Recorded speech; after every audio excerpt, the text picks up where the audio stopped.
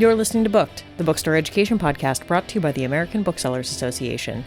In this episode, we're listening in on a virtual roundtable from Children's Institute 2021 on organizational structure for small stores.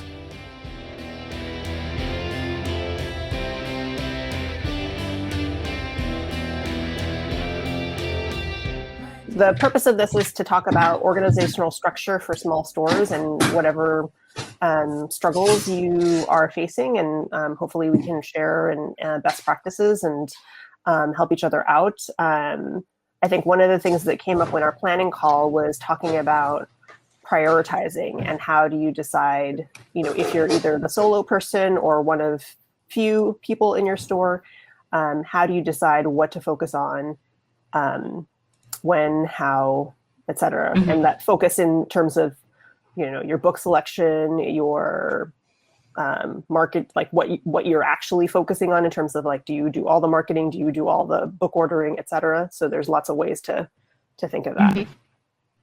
Also, if you guys just have questions, you can just shout them out and we can talk about it. Mm-hmm. I'm just reading folks' notes.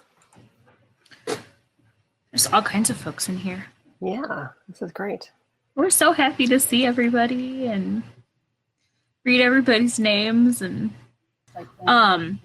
so we are here. We are happy to just kind of chat about strategies, or if you guys have specific questions, please let us know. We'd be happy to kind of riff on whatever it is that you guys are interested in, or we can just talk. For those of you who are brand new or maybe haven't opened your store yet, you're still in the planning process.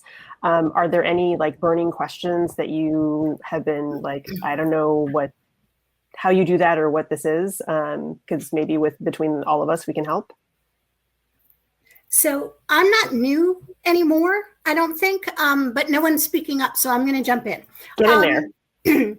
I'm Pia. I own Turning the Page in Monroe, Connecticut.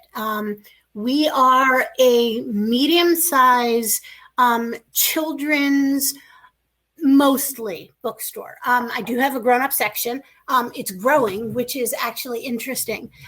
So maybe we're more of a family bookshop now, but I figure it's just because the kids get there by way of the cars that the adults drive. So that's kind of how it's going.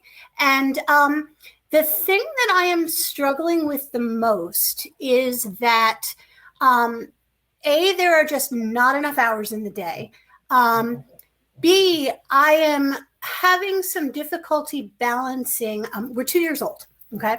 And I'm having some difficulty balancing staff versus projects versus the fact that we're 2 years old, right? So I have 2 part-time people, but because we have a pretty big store, we have about 12,000 books or 12,000 titles, I guess. We just did an inventory. And we're serving a couple of really big communities. And I was a former school librarian, so I have lots of feelers out to schools. So we do have some events. We do have some things that we support author-wise.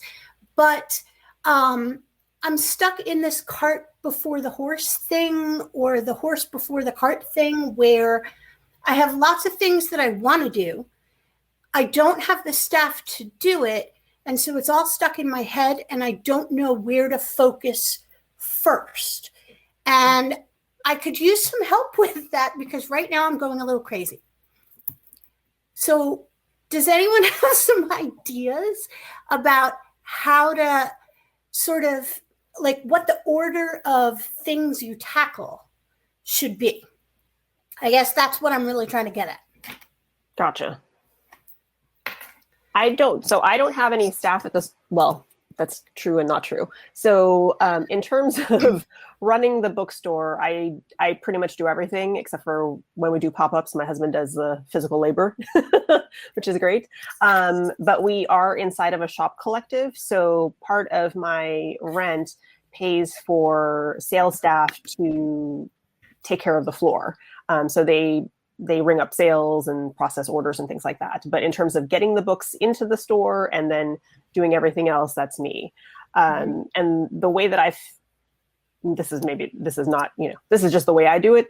And often what happens is, for me, the most, timely things get done first. In terms of if I'm trying to decide between projects, I try to think of, what is my return on investment? Are there things that I can get done fairly quickly, that I can, kind of keep churning along on? And then if there's like one bigger project that I would like that I think will help us generate, revenue long-term, then that's something that is kind of like a side project that I have a little bit of help on. So for example, we're trying to increase our institutional sales and outreach to school districts in our area. So I actually just roped in my younger sister, who's a stay-at-home mom, to help me. And I basically had her go to the school district website and copy and paste names and email addresses, if she could find them, onto a spreadsheet. And then I'm going to eventually write a letter, have her help me send it out through email, and then do our marketing that way. So that's one project that I'm thinking of. Right. Okay. Joanna, I would just suggest when you do that, include the ABC catalog with it, because it's a great way to introduce yourself to the schools. Thank you. That is exactly why I ordered the number of catalogs that I did. Awesome. Thank you. What's the ABC catalog? Kristen, you want to take that? It's a catalog that comes out every year from the ABC, which is the American Booksellers Children's. It goes on and on, that part of it. And it's a great annual paper catalog. They actually do it digital too, and you can add it to your indie commerce site. And it's the best books for the year. So we usually get we get 250, I think, as part of it. If you can ask for more, we usually get them, and I send them to all my school districts. I send them to the media reference librarians and principals, depending on how each school district talks about it. Oh, cool. And you get those through the ABA? If so basically what you have to do with your registration for the ABA, when you pay your dues, there's a box you can check to join the ABC. That gets you the Kids Indie Next list. It gets you the ABC catalog, and it gets you sort of access to, some really cool kids programming. So I think it's an extra $50 added to your dues, but it is well worth every cent of it, especially because you do get those 250 free catalogs, which is really, really nice. That's great. And you can personalize them, stamp. I have somebody just stamp them with our store stamp, and we give them out at the holidays, and it's just a really nice marketing tool. So being part of the ABC is just stellar. We also sticker the back with how we do all of the things we do for schools. So we do. Oh, and you have a sticker? This is who we are. This is how you reach us. Here's what you get for buying for your classroom. It's like a whole half-page sticker that I put on the back of each one. And some of them I hand deliver, but a lot of them I just eat the cost of mailing them. So I make sure it gets in the right mailbox. Because if I deliver it, it doesn't get to the right mailbox. So. Christine, is that something that you would feel comfortable sharing with folks? Be happy to. Like what it looks like? Yeah, I would love to see that, because that's something that's something I'm working on crafting for this project. Sure. I could send it somewhere. How would you like me to share it? Want me to email it to you? Yeah, if you want to email it to me, and can then I attach something to the conversation or no? I have no idea. think you can drop a link there. Yes, you can drop a drive link if it's on a Google Drive. Could attach it, or if you email it to me, then I can email it to the ABA staff, and then they can share it however that gets shared. Sure. Yep, that's great. And my email's in the chat. So I wanted to return a little bit to Pia's question, even though I can't actually answer the question, but I kind of have some existential thoughts towards how would you arrive at the answer to that question. I think you have to decide if you're going to use one of two approaches. One approach is, and it's not that I've ever done this, but this seems to be how the bookstore that I'm currently in got started. That approach is pulling yourself up by your own bootstraps. In other words, you don't have a large initial outlay of money to do whatever it is that you want to do.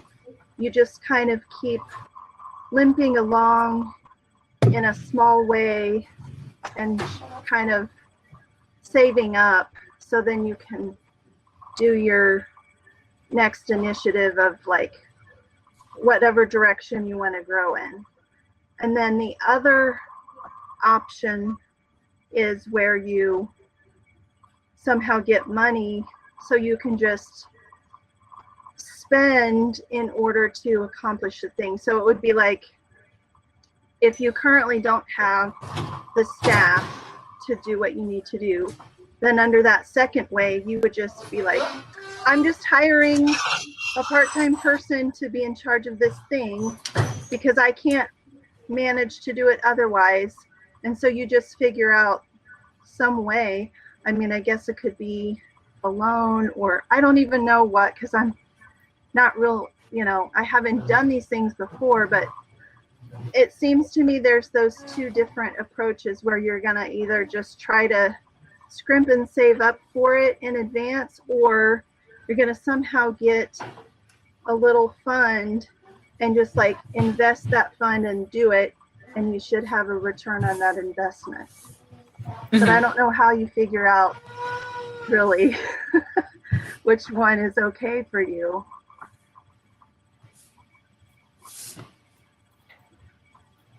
And also, again, I don't have staff, but something I'm thinking about, Pia, in terms of how many staff members do you have? 2. Okay. I mean, you could do a brainstorming session and say, like, here's all of the things that we are that I'm thinking about doing. Also, like, what are your things that you'd like us to do? And then work together to prioritize, these are the 3 projects that we think are the most beneficial for the store, and see if people would like to take ownership of that thing. I know I worked in the hotel industry before and had staff there, and engaging people in projects that they care about is a good way to get them to, take charge of it, and then hopefully take something off of your plate. Yeah.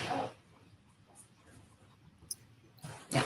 It's important to remember, though, too, that we are all only human, and we have these we have these small stores that have that have won the hearts of our communities. But just because we shoulder this weight of being this community center, this independent bookstore, all indie bookstores are different and unique in their own right. And what I struggle with as the only full-timer in my store is getting caught up in trying to do all the things that all the other bigger stores that have all the staff are doing. And in fact, I recently had to go and just for inspiration, I followed several bookstores in the area, and I had to go and unfollow them because they were doing so much. They do, they have the ability to have more staff, and they have more space, and they have, more things to, to sort of, more resources to put towards what they want to do. And you just have to make sure that you take care of your own mental health, because if you get caught up in what you're not doing, it's really easy to lose sight of what you're able to do. So basically the gist of this statement is, don't get caught up in what everybody else is doing. You just have to focus on what it is that you can accomplish, because if you're burned out, or if you're disheartened by, all the things that you can't do, then, it's really easy to kind of go home at the end of the day and mope and rewatch The Office. Not based on a real example. Because nobody's ever done that. No, nobody's ever gone home to mope. Mine is Grey's Anatomy, but yeah. Yes. And I think too that's a great point in terms of going back to your whatever your mission or your focus is, and using that as the tool for deciding, like, is this something I should do? Does this support, our mission? Does this support what we're trying to do, or what makes us special in our community?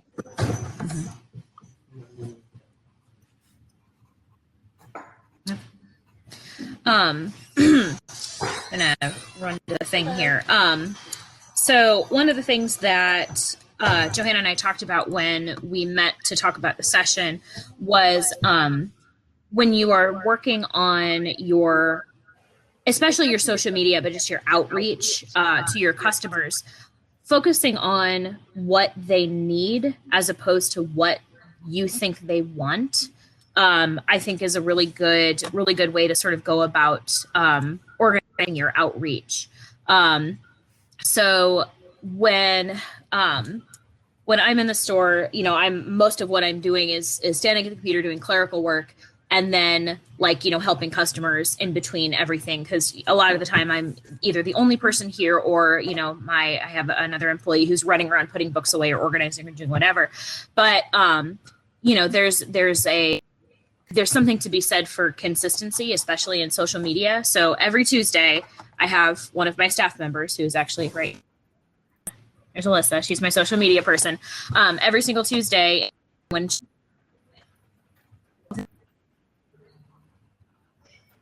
she puts them up on a little staircase or cases in the store, and she takes a picture, and we always post that to Instagram and Facebook. It's new book day. That is one thing that we always try to do as in terms of consistency, and our customers know to it. Yes, on Instagram and say, look that I saw in that photo for me or whatever it is. So, and that's something that right now we know is gonna be good for them, that they expect to see that every Tuesday. And in fact, if we post late, people will be like, where are your new books? We didn't see them this morning. So we've set a little trap for ourselves, unfortunately. But, focusing on sort of what is going to work with your customers is a good place to start, especially with your social media, because social media it's a beast. It is an absolute beast. Something that I'm finding, oh, sorry, Megan, you can first.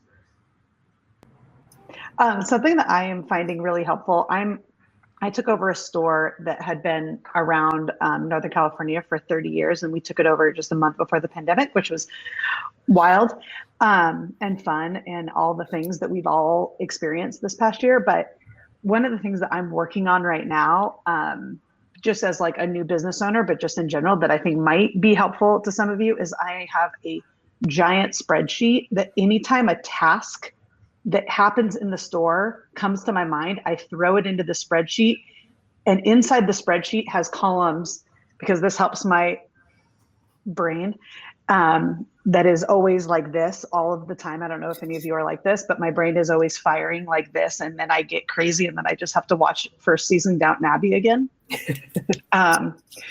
And so I will throw it in there, and in the columns it says like how often this task has to happen, who does it, who's responsible for supervising it, and whether or not I need to like move it.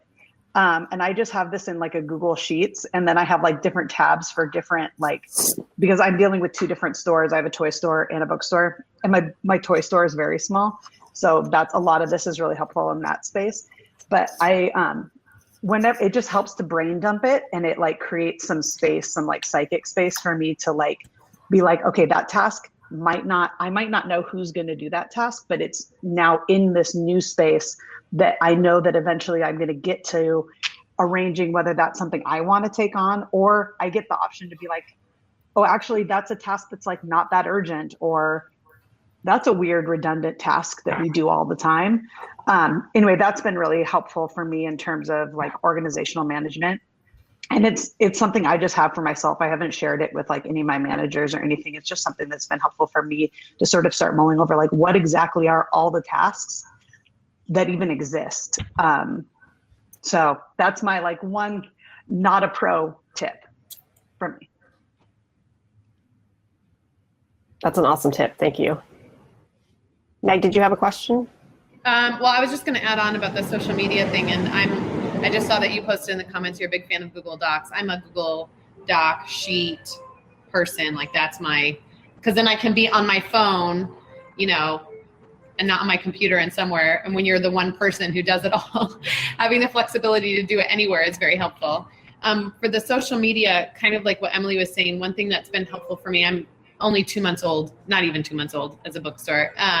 So still, swimming through the weeds.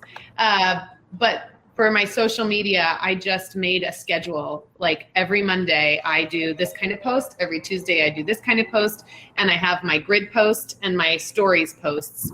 And then I have a day, one morning a week, like Tuesday mornings I open later, and that's my social media day, and I schedule them all for the following week. And so I know this week, like I don't actually have to post anything, that they're all rolling out.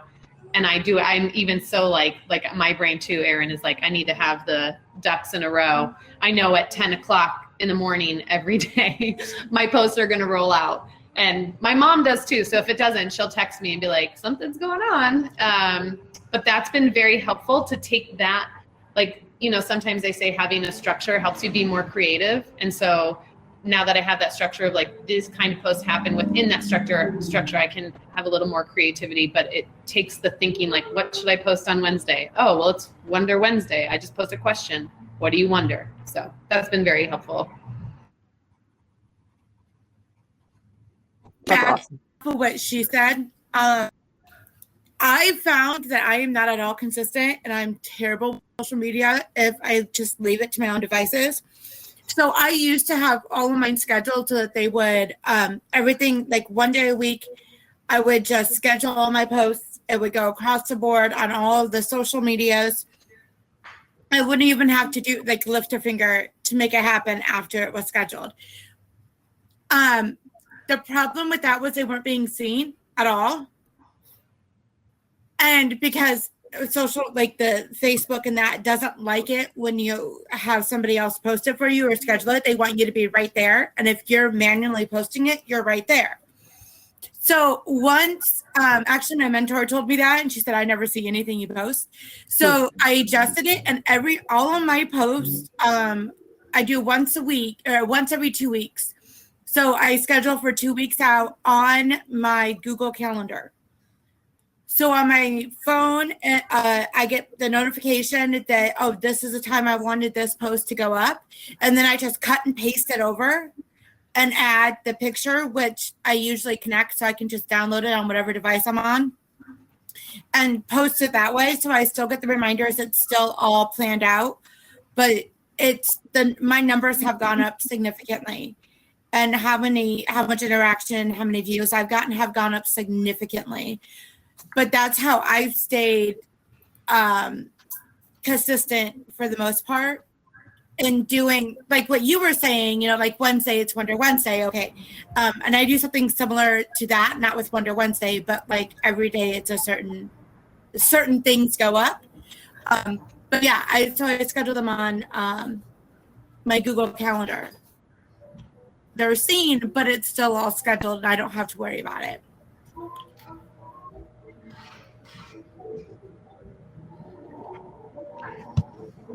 I know there was a great series on social media through BookWeb and the educational tools that talks about the different algorithms and more tips for how to, do better with your social media and use your time more effectively.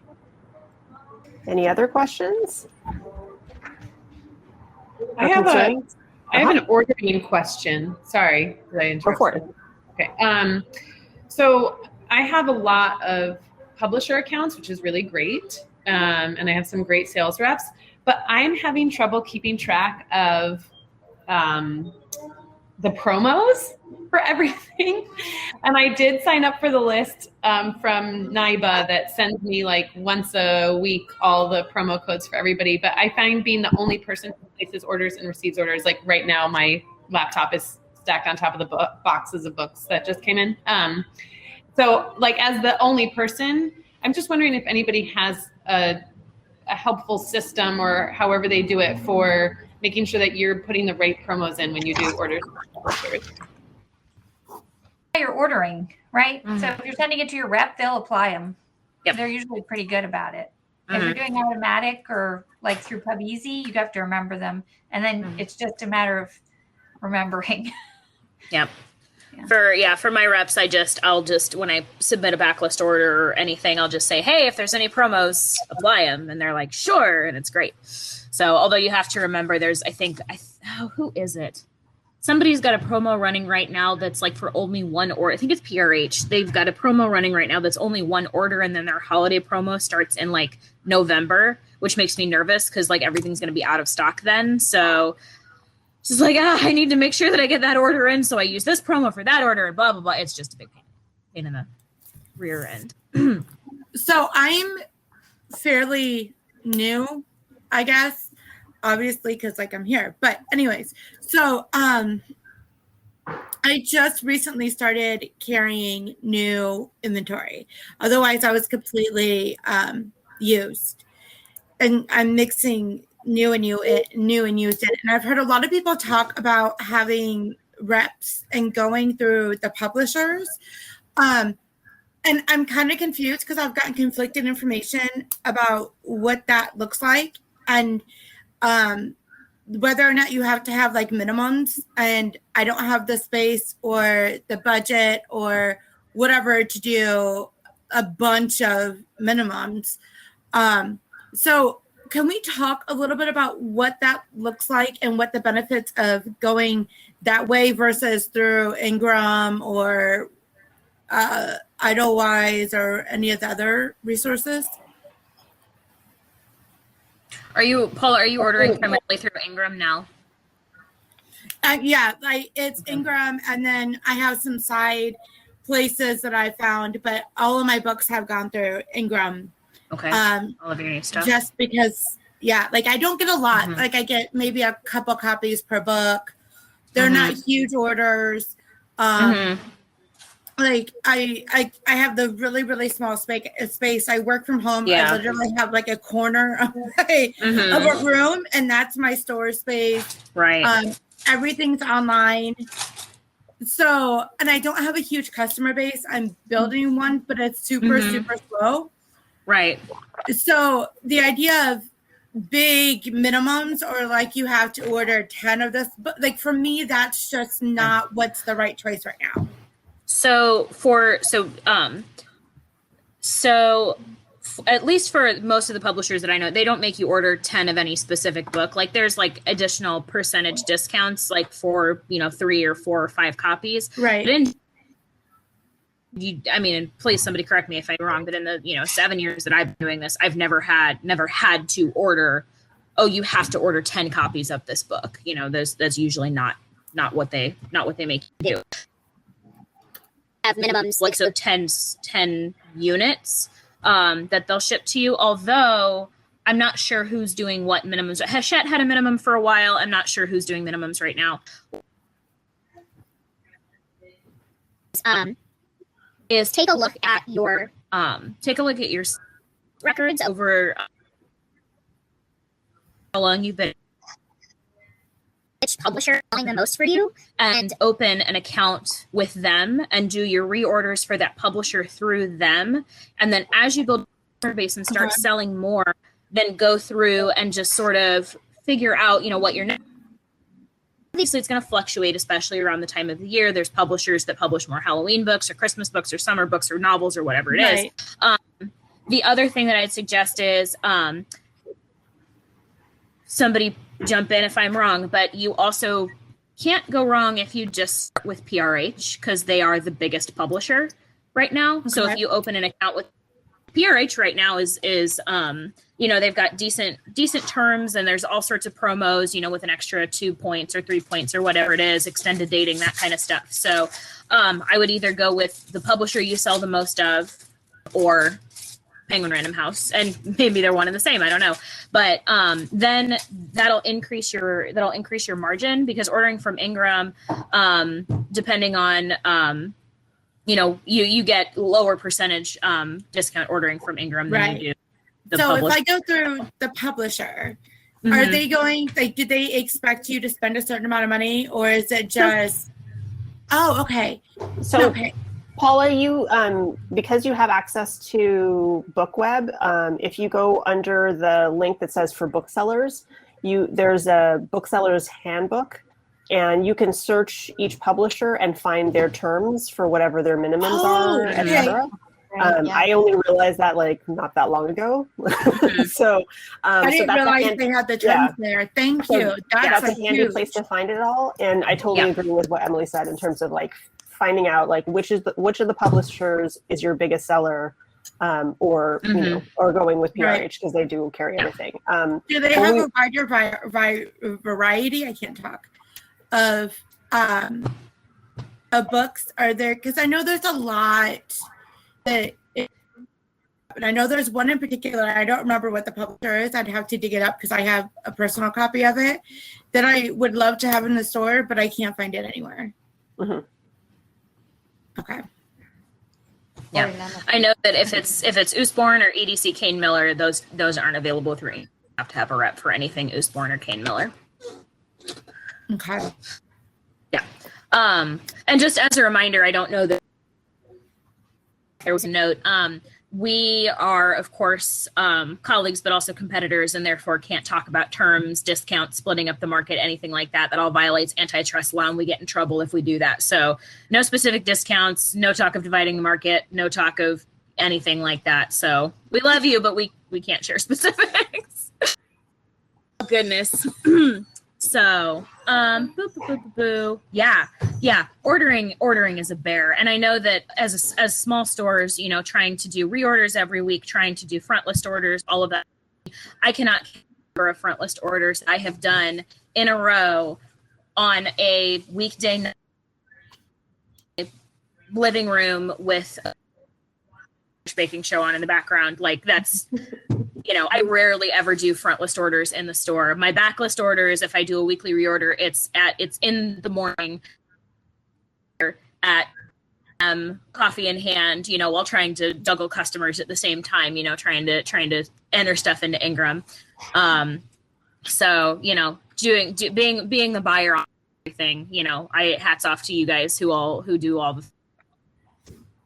not an easy job in addition to doing all of the other things that you do. And it looks like Daniel dropped the link to the handbook, and yes, some of the publishing reps who are with us are dropping their emails in case folks have questions. So thank you for that. Yeah, there's definitely a good things to be said about establishing accounts with publishers if you're able. So on top of stuff. So we last year with a Promised Land where we had ordered a certain number, I think we ordered 10 cartons and it's like 6 books per carton. And a decent number of those came. So it was horrible. And I was able to just immediately send my rep an email with pictures and say, hey, this happened. And within 2 days we had restock. So if the increased margin doesn't catch you, it's the immediate assistance that is extremely helpful. Plus also then you get reminders. My rep just called me and said, hey, by the way, that Obama Springsteen book that's coming out. I was like, oh, I forgot about that. So so now I have copies coming, which I would not have if he hadn't called me. So yeah, always nice to have somebody. And I don't know if any of you have specifically mission-driven stores, but if you focus on a particular theme, or you have a specific mission for your store, you can also tell to your sales rep, hey, we feature BIPOC authors. If you have any catalogs that are geared around that, please share that with me. And they've done that. I have a question. If you have a rep and you let's say there are so many other bookstores around you, if you choose a particular rep from your region, isn't he selling the same to everyone? And how does that work to have a represented that your store and to make you more successful? Does one of the publishing reps want to jump in? I don't know how to answer that. I think part of it is they'd have to get to know your store and so help you with your specific needs. Mm-hmm. It's definitely a lot of rapport building, especially at first. I know that my McMillan rep to me is new, and I love her dearly because she'll answer any email ever. But she, this past meeting that we had, she's only been my rep since the pandemic, so she's never been able to visit. And she, during our meeting, our Zoom meeting, straight up said, look, I don't know your store yet. I trust you to know what is going to be a good fit for you. When I visit, I'll be able to provide more specific recommendations. And it does, like Joanna said, having a mission-driven store and being able to send your rep that mission and let them know what you are looking for. They'll be able to pick things out of their catalog. And what they do when you meet with them for your front list appointments is they'll make suggestions within the Edelweiss catalog for you that they think will work well for your store or will work well for your mission. But a lot of it is a lot of building the rapport with your rep, letting them know what your store is like, giving them access to your sales data. And they're not there to they're there to sell books, but they're not there to like sell you 10 copies of James Patterson's newest book, even though Barnes and Noble sells it 40% off down the street. You know, they don't want that for you. They want you ultimately to be successful. They're interested in you selling books and not returning them because you can't sell them. So their goal ultimately is your success and not just selling, you know, a carton of whatever the hell popular book is coming out. I've been in business for 3 years and still like any representative will come. And I just wish to know how to get a representative to come. Let's see. I don't know if there's anybody in the ABA that handles introductions between reps and bookstores. Daniel, I don't know if you know the answer to that question, or if any of the publishing reps or publishing employees in the room have any insight into how Alex would acquire reps from different companies. Drop that information in the chat. I'll say the best way is go through your regional, because they know who the reps are in your region, and they can. That's a great idea. Yeah, that was regional. I didn't even think of that. Okay, awesome. Alex, where are you located? In Del Mar, California. Okay, so you would be Kaliba. Yeah, we can get you in touch with Ann Seaton over at Kaliba. Thank you. That would be great to know. Yeah, thanks. I don't know if any of you are book manager people, but book manager has been helpful for me in this because just like our inventory system, I don't want to I'm not trying to book explain, but anyway, a book manager has on the website, it has a drop down pub stock where it shows other stores, whether or not they carry it and how many they carry that are also inside of the book manager thing. And that's been helpful for me to sort of know oh, this store is sort of similar to ours in terms of demographics, location, the type of books they carry, the sort of ethos of the store is sort of more similar to ours. And oh, they have 2 copies of this book on the way. Oh, that's like a good hint to me. Oh, maybe we should look into carrying that. Or, oh, no one has any of this book at all anywhere, not even close. Maybe I'm a little off. So I don't know if any of you have that system or use that system, or if any of the other inventory management systems have a similar feature. But that's been really helpful to me in figuring out what to sort of gauge in where I have no colleagues yet inside the book world, to sort of gauge what is and isn't popular, or what is or isn't, if I'm on the right track. So anyway, that might be a totally useless point, but it's been really helpful for me kind of to figure out some of the stocking stuff. Yeah, that would be really nice to have that ability. We use Anthology, which is a massive step up from the program we were using, which was you couldn't even copy paste within it. So that was a big pain in the butt. But anyway, Anthology doesn't have that capability for checking stock at other stores, but it's definitely really nice to actually know what's going on in my inventory system and not have to hand enter every entry. And I saw Christine said that you use Edelweiss Analytics. Yes, I find it really helpful, especially for front list buying, but even for restocking backlist deals, it's the easiest way for me to see what my region is selling. Yep.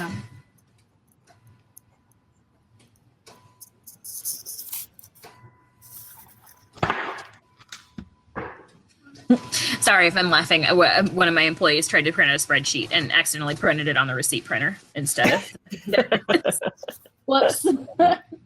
I don't know why our computer defaults to the receipt printer. It's so dumb. Default to the regular printer. Anyway, any other questions about small store strategies? It looks like we've got about 10 minutes left in the session. Is this only an hour-long session? Yep. Yeah. Okay.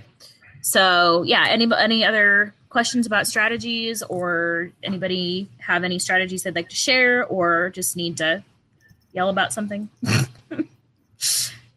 I also want to say thank you to Erin and Kristen for dropping the links in for the different docs that they were talking about. So if you're wondering about those, they are in the chat.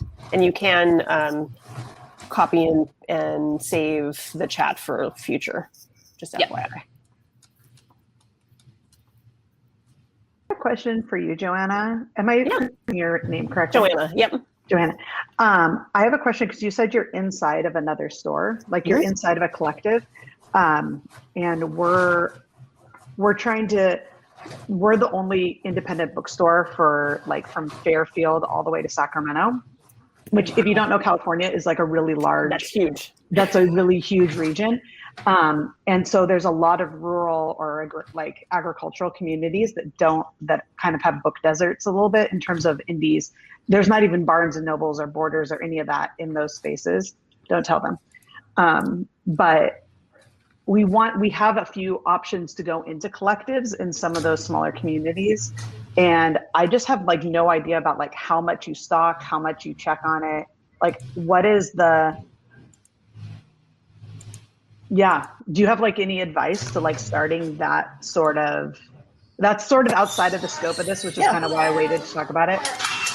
But if you have advice on like doing those like inside of a larger space. Sure. I can talk about my experience. I don't know that it's necessarily advice, but so our main store, which is 232 square feet, is inside of a larger 4,000 square foot store that is a combination. It's a retail space that sells vintage goods, has another vendor who does plants. We have outdoor space, etc. So it's called The Hangout. It's really amazing if you look them up. And we got in there by sheer luck. I just happened to see an Instagram post from them saying that they were looking for a new vendor to take over the space that a used bookstore had been using in their store. And I was like, oh, hello. Let that be me. And so when we moved in November 2019, and we literally had a 10-foot wall. And so it was really easy. And because we came from a pop-up model, we always did like themes of the month. And so that's how I did my curation there, was like we would have a theme each month and the books would change every month. It was basically just like, think of a regular pop-up, but it stays there for a whole month. Now that we have 232 square feet, it is a little bit different. So we still have our theme of the month in our front tables, but then we have like, I don't know, 10 bookcases behind it that have like our regular stock offerings. And we are a mission-driven store. I'm a Filipina American. We focus on books by women and people of color. So that's how I direct my buying. We have so I'm at the store several times a week, definitely on the weekends. And then, like I said, we have staff that I pay for staff to be there, or I pay into the staff salaries. Just a few months ago, we started a second small pop-up in a coffee shop that already had pre-existing shelves in the coffee shop. And so we specifically for that, we have 4 book clubs. So we have our 4 book club books there every month. And then I do a selection of fiction, nonfiction, and kids books that tie to the theme of the month at that store. And that changes every month. So there are always different books each month. And that's something that we're like, if I can roll that out further, then that would be great. I have not gotten into a good schedule of like checking that. So I literally put books in there once a month. And then at the end of the month, I come back and collect what hasn't been sold and then put in new stuff. And I should, and I want to be there a little bit more often than that, but that's how it works out right now.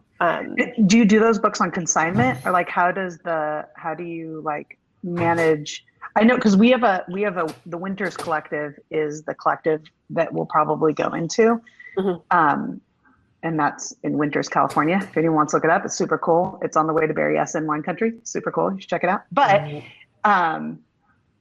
the other space that we're thinking about doing in Woodland is a coffee shop, and I just don't have the staff to manage all those spaces. But I think that this like monthly theme, so you like go in monthly on like a certain day and like turn it over. Yep.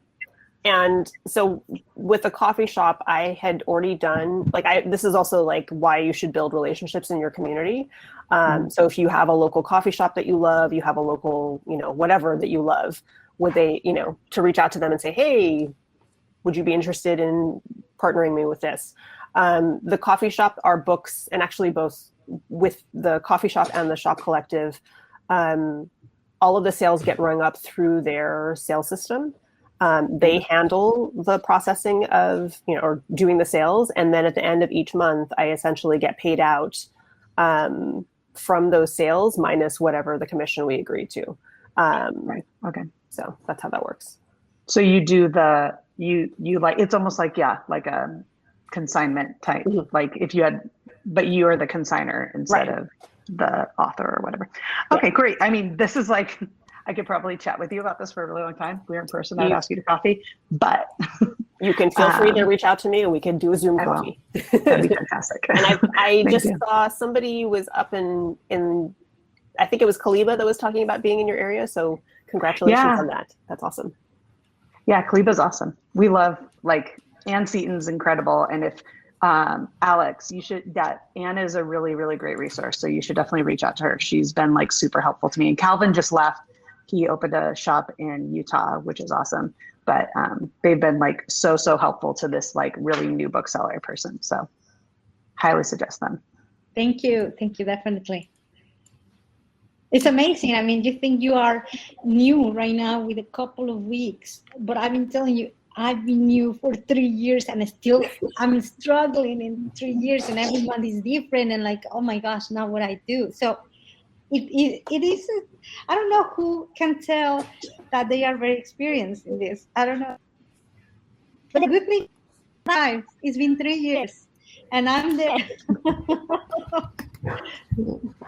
I think I was on a call with, I can't remember her name, but the gal who owns Blue Willow, and they've been around for over 20 years. And she said she's still learning something. She learns something new every day. So you're never going to be an expert. We're all in the same boat. It's true. 8 million%. The great thing right now is like we're talking and we all are like kind of post-pandemic or during a pandemic. Who would say this was going to happen to our time, right? It's just very hard, yeah. Mm-hmm.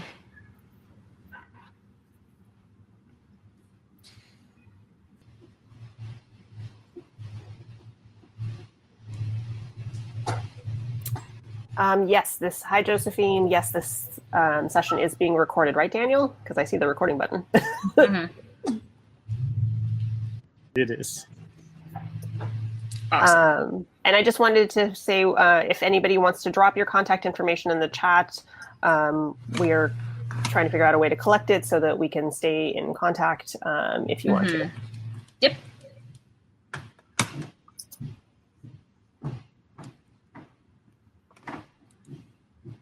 Okay, I think we're at 1 o'clock. I know there's another session happening right after. I think it was the Publishers Open House.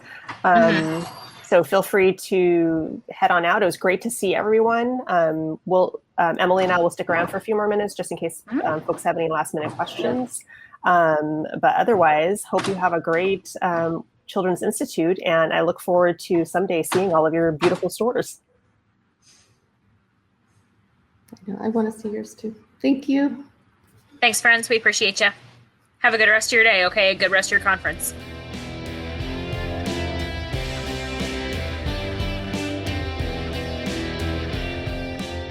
Thank you for listening to Booked, the bookstore education podcast brought to you by the American Booksellers Association.